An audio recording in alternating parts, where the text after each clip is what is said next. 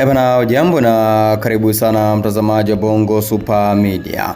Wote tunafahamu ya kwamba karibia dunia nzima ipo katika upande wa Irani, Palestina, lakini pia Lebanon huko Mashariki ya Kati, kutokana na kile ambacho kinaendelea.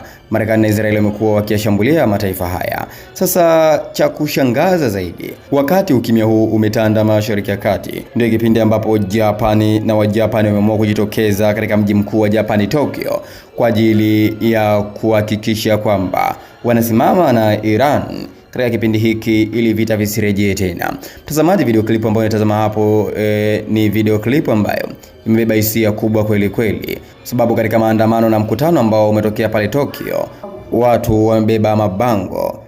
Katika mabango hayo yameandika kwamba stop bombing Iran, kwa maana yake waache kushambulia ama kurusha mabomu katika nchi ya Iran. Lakini pia imeandika stop bombing Lebanon, kwa maana yake waache kupiga mabomu katika nchi ya Lebanon. Free Palestina, maana yake waiachie Palestina.